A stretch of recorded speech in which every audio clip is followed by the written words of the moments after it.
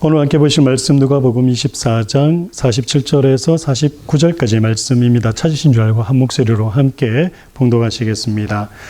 또 그의 이름으로 죄사함을 받게 하는 회개가 예루살렘에서 시작하여 모든 족속에게 전파될 것이 기록되었으니 너희는 이 모든 일의 증인이라. 볼지어다 내가 내 아버지께서 약속하신 것을 너희에게 보내리니 너희는 위로부터 능력으로 입혀질 때까지 이 성에 머물라 하시니라. 아멘. 네, 오늘은 하나님 나라의 왕 그리스도 세 번째 말씀을 전합니다. 그리스도는 십자가에서 자신의 피를 흘리심으로 인류의 죄값을 지르시고 반역한 인간을 하나님과 화해케 하셨습니다. 예수 그리스도께서 흘리신 그 피가 반역한 인간으로 하여금 하나님과 화목되지 못하게 했는데 그 피가 하나님과 우리를 화목하게 했다라는 겁니다. 따라서 하나님은 자기 아들 예수 그리스도의 속죄의 죽음을 받으시고 하나님의 공의를 만족하시사 죄가를 도말하시고 자신을 세상과 화목하셨습니다. 예수 그리스도의 피로 십자가에서 인류의 반역죄가 해결되기 전까지는 하나님은 인간을 향해서 진노를 하실 수밖에 없었다라는 겁니다. 뭐 때문에요? 인간이 지은 그 반역죄로 인해서. 그러나 예수 그리스도의 속죄의 죽음, 그 죽음을 받으시고 하나님이 인간들과 세상과 화목하셨다라는 겁니다.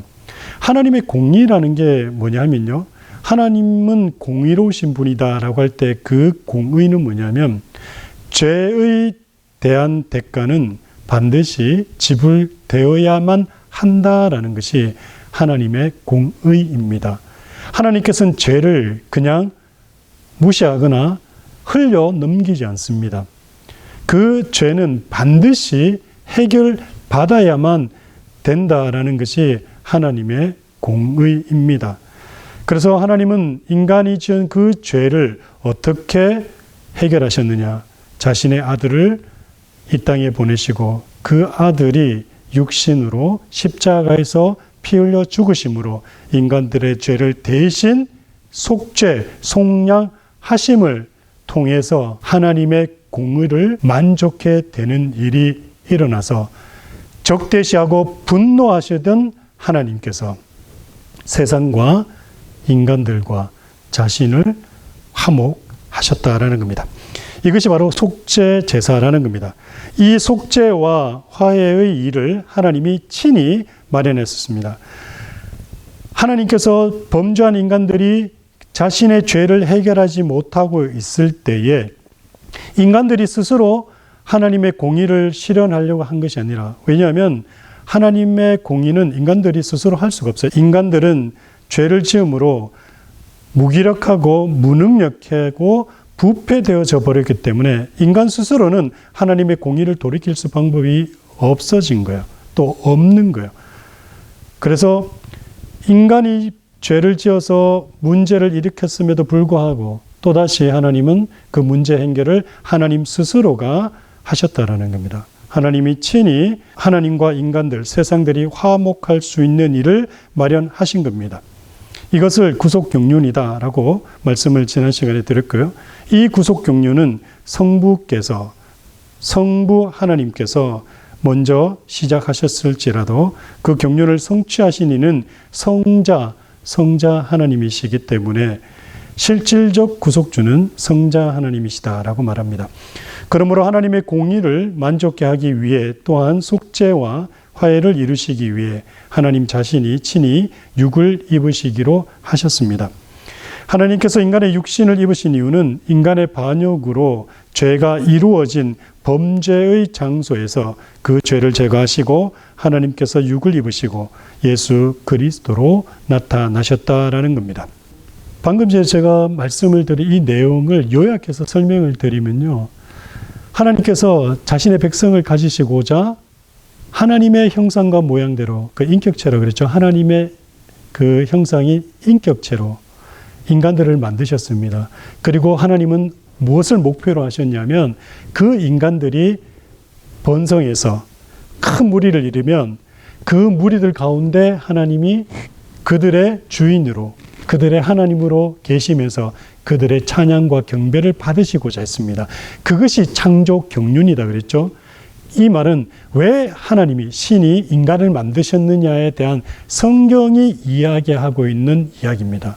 왜 신이 인간을 만드셨습니까? 예, 하나님은 자신과 똑같은 인격체로 인간들이 큰 무리, 하나님의 백성을 이루어 그들 가운데 거하시면서 그들의 찬양과 경배를 받으시고자 했기 때문에 사람들을 창조하신 겁니다.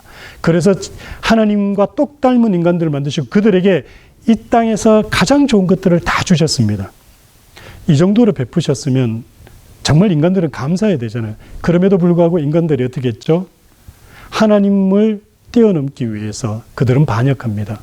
그 반역으로 인해서 어떤 일이 일어납니까? 인간들은 죄인이 되어버린 거예요. 죄가 들어오게 된 거예요. 죄가 들어오다 보니까 하나님은 죄를 좋아하십니까? 싫어하십니까? 예, 싫어하죠. 그죠?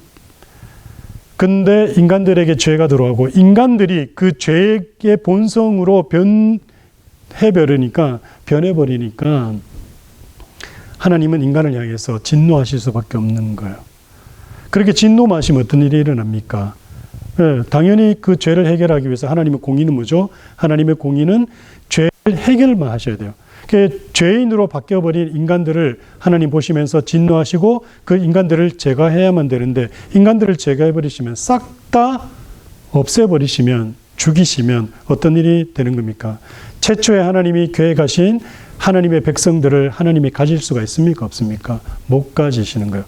그래서 하나님은 변함없으신 분이기 때문에 한번 작정하시면 끝까지 가시기 때문에 어떤 작정, 내 백성을 가지시겠다라는 그 목적으로 인간을 창조하셨기 때문에 그 목적을 바꾸지 아니하신 분이시라 비록 인간들이 범죄해서 죄로 인해서 다 죽어 나갈 수밖에 없었지만 죽어야만 함에도 불구하고 하나님이 다시 어떻게 하셨대요? 저들을 다시 하나님 백성으로 살리시고자 계획하셨다라는 거예요. 그 계획이 뭐라고요? 구속 경륜이에요. 근데 그 구속 경륜은 어떻게 계획을 하셨냐면 인간들은 이미 타락해서 자기들이 자기의 죄값을 치르지 못해요. 그런데 어떻게 그러면 그 죄값을 해결할 수 있습니까? 하나님 자신이 그 죄값을 치르고자 그렇게 계획을 하신 거예요.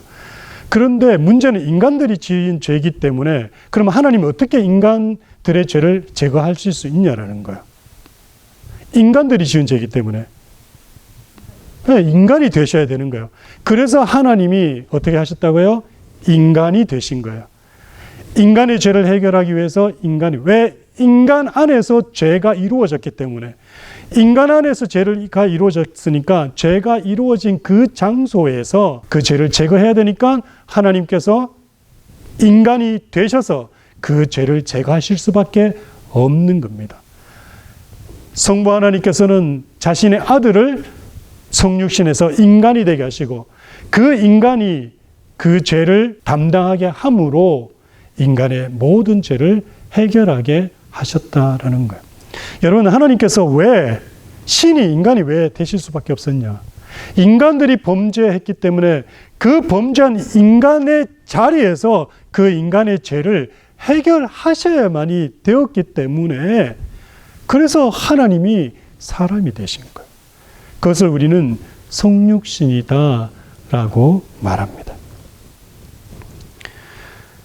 하나님께서 인간의 육신을 입으신 이유는 인간의 반역으로 죄가 이루어진 범죄의 장소에서 그 죄를 제거하시고자 하나님께서 육을 입으시고 예수 그리스도로 나타나신 겁니다.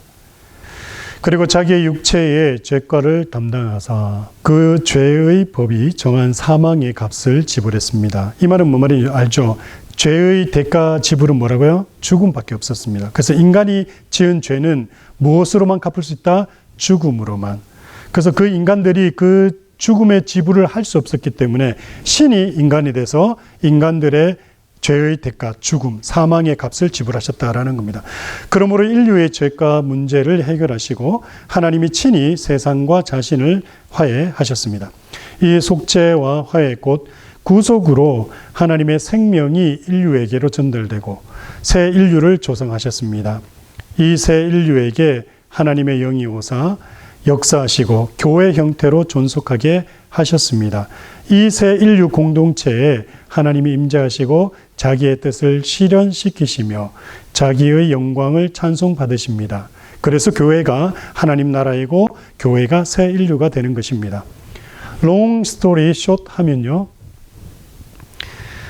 원래 하나님은 창조 경륜을 통해서 자기 백성을 가지시고 하나님 나라를 건설하시고자 세우시고자 하셨습니다. 그러나 하나님이 죄인된 인간들과 함께 있으면 인간들이 다 죽어요. 그래서 하나님께서 떠나시죠, 인간들을. 그게 창세기 6장에 있는 말씀이라고 그랬습니다. 하나님이 떠나세요. 하나님이 떠나버리시니까 하나님 나라가 이 땅 가운데 세워질 수 있습니까? 없습니까? 없습니다. 죄인들만 계속 번성하게 되죠. 그래서 하나님 나라를 다시 회복하고자 하나님께서 어떻게 하죠? 한 사람을 선택하시죠. 그 한 사람이 누굽니까? 아브라함. 그 아브라함을 통해서 어떻게 합니까? 또 큰 무리를 만드시죠. 큰 무리가 만들어졌을 때 물론 아브라함의 후손들 가운데 이삭의 후손도 있고요, 이스마엘의 후손도 있고요. 그 다음에 나중에 아브라함이 또 후첩들을 더 드려요. 4명인가 더 드려요. 1명인가요? 제 기억은 4명인데요. 더 드려요. 그래서 사실 아브라함 후손들이 많아요. 많다 보니까 아브라함으로부터 만들어진 민족들이 굉장히 많아요. 그 민족들 가운데 또 특별히 누굴 콕 집어서 하나님 백성 삼으십니까? 이삭의 후손, 야곱의 후손들을 콕 집어서 내 민족이다, 내 백성이다라고 언제요? 시내산에서 그렇게 하시죠. 그렇게 해서 쭉 인류 역사가 흘러옵니다. 그러나 그 인류 역사가 쭉 흘러오는 때는 무엇 때문에? 하나님께서 다시 이 땅 가운데 하나님 나라를 세우시겠다는 그것을 보여주시기 위해서. 그리고 그렇게 하기 위해서는 뭐가 제거돼야 되죠? 죄가 제거해야 되기 때문에 그 죄를 제거하기 위한 메시아가 올 수 있는 통로로 아브라함을 선택하시고 이삭을 선택하시고 야곱을 선택하시고 또한 그 야곱의 후손들로 통해서 누가 오실 수 있는 통로를 만드셨다? 메시아가, 구세주가, 하나님의 나라를 만들 임금이, 왕이 오실 수 있는 그 통로를 계속 준비해 놓으셨다가 결국은 그 통로를 통해서 누가 오십니까? 메시아, 그리스도가 오셔서 어떻게 해요? 인간이 되시고 그 인간 대신 그분께서 십자가에서 피 흘려 죽으심으로 인간의 죄를 다 제거하고 세상과 화목하니까 더 이상 죄가 있습니까? 없습니까? 없으니 하나님이 오실 수가 있습니까? 없습니까? 오실 수가 있게 된 거예요. 그래서 하나님이 오신 사건이 뭐죠? 오순절 성령 강림이라는 겁니다. 성령이 하나님의 영이시잖아요. 하나님의 영이 인간에게 떠났다가 오순절날 예수 그리스도의 구속사역이 완성됨으로 오신 거예요. 그래서 그 얘기를 지금 제가 말씀을 드리고 있는 겁니다. 하나님의 영이 다시 인간들에게 오시게 됐다고. 그래서 하나님의 영이 다시 오심으로 그때 태동된 게, 그때 태어난 게 뭡니까? 예수님의 제자들로 통해서 태어난 게 뭐죠? 오순절 마가다라방에 있었던 성령 강림으로 시작된 게 뭡니까? 이스라엘 민족들이 늘 지켜왔던 유대교가 아닌 뭐가 다시 시작이 됐죠? 교회가 그때부터 시작이 되었잖아요. 그래서 교회가 하나님의 영이 거하시는 곳이니까 그 교회를 뭐라고 얘기한다고요? 하나님 나라라고 얘기하고, 하나님 나라에서 하나님의 백성들이 시작이 되니까 그 백성들이 새 인류가 되고 하나님 새 백성이 되는 거예요. 그전까지는 구약시대 이스라엘 민족들이 하나님의 백성이었다면 성령 강림 이후로는 누가? 교회가 새 인류가 되고 하나님 백성 되었다라는 겁니다.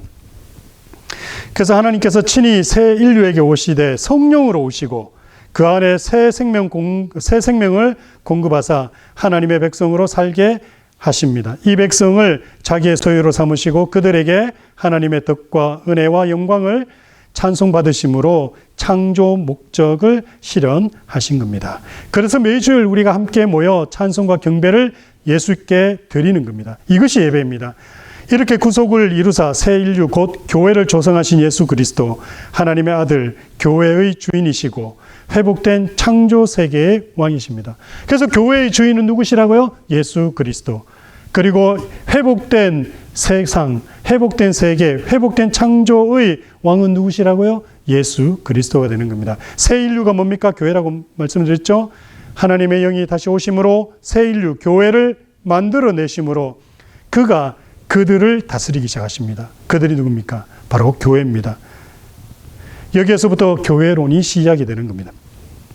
오늘날 교회는 교회 안의 교인들이 교회가 무엇인지, 어떻게 시작되는 것인지, 교회의 주인이 누구신지에 대한 바른 이해와 믿음이 없으므로 교회 안에 여러 문제를 야기시키는 것입니다. 본래 창조의 왕이시니가 구속의 사역을 통하여 창조를 회복하시고 하나님의 임재와 통치를 가져오심으로 구속주이신 성자 하나님께서 다스리십니다. 타락한 창조를 속량하심으로 회복된 세계를 다스리신 하나님의 아들은 인류 역사의 시작부터 인류와 함께 계시고 인류에게 자주 현현하셨습니다. 에덴에서 아담과 하와의 타락 시 에덴 동산에 임재하사 구속 중보자로 역사하셨습니다. 창세기 3장 가보면 아담과 하와가 범죄하셨을 때에 아담을 하나님이 부르시죠. 아담 어디 있느냐? 그래 아담의 대답이 뭡니까? 내가 벗었으므로 부끄러워 숨었나이다. 그때 에덴 동산에 아담을 부르신 그분이 누구시라고요? 이 땅에 장차 오실, 이 땅에 성육신하신 예수 그리스도 성자 하나님의 현현이었다라는 거예요. 이해가 되십니까? 또한 족장들에게, 족장이라는 것은 구약시대에 아브라함부터 시작해서 이삭, 야곱, 그리고 요셉 뿐만 아니라 모든 12지파 그 족장들 얘기하는 겁니다. 족장들에게도 자주 현현하셨습니다. 특별히 아브라함에게 나타나시죠. 언제요? 소돔과 고모라를 멸망시키러 가실 때 하나님께서 어떻게 하십니까? 아브라함에게 나타나세요. 그래서 아브라함이 아무 생각 없이 어떻게 합니까? 그 무리들을 대접하죠. 그 대접한 무리 가운데 하나님이 계셨던 거예요. 그래서 이것을 우리는 하나님의 현현인데 누가? 성자 하나님의 현현이다. 왜냐하면 그때 인간으로 진짜 나타나셨으니까. 아브라함에게 나타나셨을 때 영으로 나타나셨다고 착각하지 마세요. 사람의 모양으로 나타나셨어요. 그거 역시도 구약에 나타나신 그리스도의 현현입니다.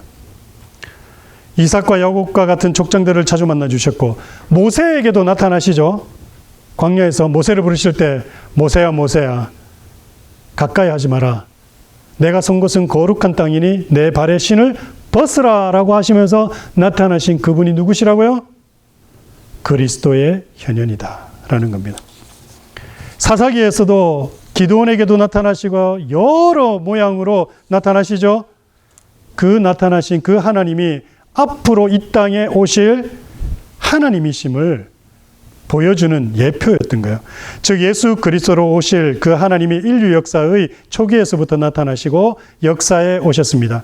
이 성자 하나님 혹은 제2위 하나님께서 자기 창조를 구속하시고 회복하시기 위해서 성육신하셨는데 그의 인류에게로의 현현은 자기 성육신의 준비 과정이었습니다. 이해가 되십니까?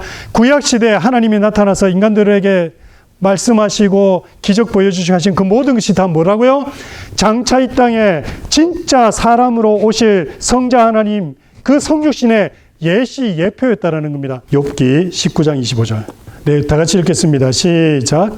내가 알기에는 나의 대속자가 살아계시니 마침내 그가 땅 위에 서실 것이라. 아멘. 이게요. 욥의 고백이에요. 욥의 고백인데 욥이 뭐라 그럽니까? 내가 알기에는 나의 대속자, 구속자죠. 그죠? 구속주가 살아계신다. 그런데 마침내 언젠가는 그가 어떻게 한다고요? 땅 위에 서실 것이다. 욥은 그 성경신학적으로 어느 시대 때 사람이냐면요. 아브라함이 살던 시대의 사람이에요. 아브라함이 아브라함이 하나님을 만났습니까? 안 만났습니까? 만났죠. 그죠? 만났다 그랬잖아요. 그때 나타난 그 하나님을 이 욥은 아브라함에게 나타나신 하나님의 현현, 그리스도의 현현, 그 하나님을 욥은 자신은 또 어떻게 바라봤냐면 장차 이 땅에 서실 것이다라고 그리스도가 하나님이 이 땅에 서실 것이다. 그 말은 뭐예요? 사람으로 이 땅을 밟으실 거다라는 것을 미리 예언한 겁니다. 누가요? 욥이. 인류의 구속을 위해 성육신하신 그 하나님이 바로 예수 그리스도이십니다. 구약에 나타나신 하나님이 예수 그리스도의 현현이시고요. 그리고 그가 말씀하신 대로 나타나신 겁니다. 성육신에서. 그리고 그가 오심으로 하나님 나라가 교회를 통해서 이루어졌고, 또한 교회를 통해서 앞으로 다시 오심으로 하나님 나라는 완성될 것입니다. 지금 우리 교회와 우리를 다스리고 인도하시는 분은 바로 예수 그리스도이십니다. 예수가 주와 그리스도, 우리의 임금 왕이십니다. 이번 한 주간도 예수를 나의 주, 나의 하나님, 내 삶의 주인으로 모시고 사는 한 주가 되시기를 축원합니다. 기도하겠습니다.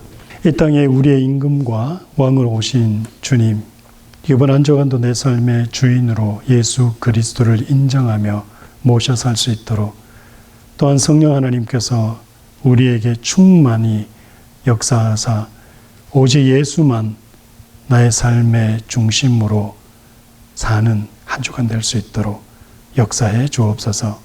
모든 주님께 감사드립니다. 예수님의 이름으로 기도드립니다. 아멘.